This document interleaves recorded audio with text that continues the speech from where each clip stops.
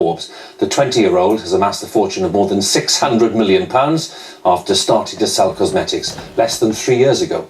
Our correspondent, Chichi Izundu, has the details. There is some flash photography coming up.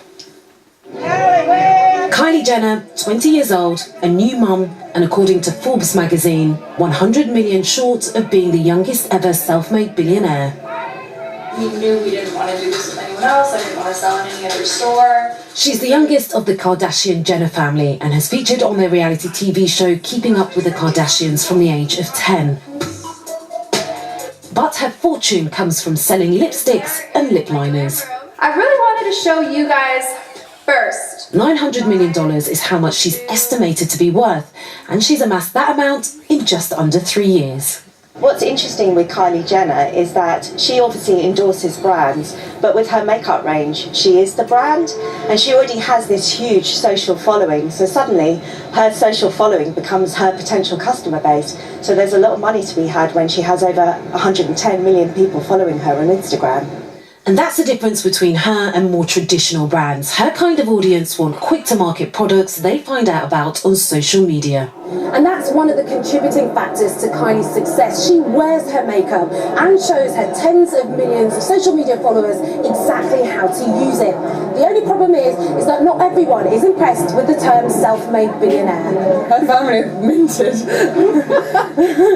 I saw that, so she didn't come from nothing, she came from a foundation. So you were just talking about Kylie Jenner. What were you talking about? How, it's crazy that she's, the youngest billionaire, in the world. Why is it crazy? Because she's, our age, and it's, It seems like she doesn't do anything all day. But, it's fun because, if you have that opportunity coming from, that family, you know what I mean? You're taking your opportunities. We would do the same. Mark Zuckerberg was declared a billionaire by 23, and if Kylie continues on this projection, she could be one before 22. And superfans are helping. They're crowdfunding to get her to that mark. Chichi Izundu, BBC News. Let's have today's tennis news now then. It was women's semi-finals day at Wimbledon, with Serena Williams attempting to reach her 10th final at the All England Club.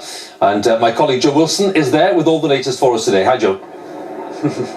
Yeah, hi Hugh. There have been some celebrations actually in the last few minutes on the big show courts in the mixed doubles because Jamie Murray's gone through playing with Victoria Azarenka this year. Also the young unseeded British pair of Clark and Dart, they're semi-finalists in the mixed doubles. But it is another evening, I think, when we're left to marvel and digest the achievements of Serena Williams. She clearly feels that her run this fortnight is difficult to believe.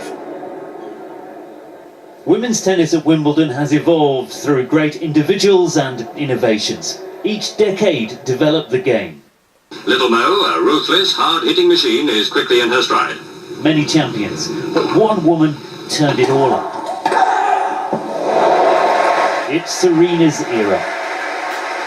Her opponent, Germany's Julia Gergis, hung in, but Serena Williams is in full flow. Straight sets victory to her 10th Wimbledon final, but this one just 10 months after giving birth. I had a really tough pregnant delivery, and I had to have multiple surgeries and almost didn't make it, to be honest. And so I remember I couldn't even walk to my mailbox, so it's definitely not normal for me to be in a Wimbledon final.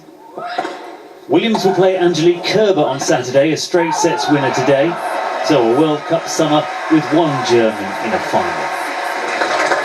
Well, when it comes to the doubles in tennis, there are no boundaries. Here on court, an Englishman and a Croatian playing on the same side for a place in the final.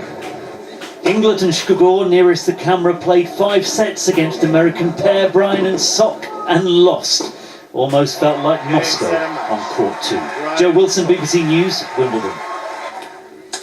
Right then, it's time to have a look at the weather, and Ben's with me again. Ben, when we spoke to Joe earlier, it looked quite cloudy at Wimbledon, so what's going on? Yeah, it's turned a lot more mixed, Hugh, and actually it stays a bit more mixed as we go through the next few days. That doesn't mean we don't get to see some blue sky. There was some there for a weather watcher in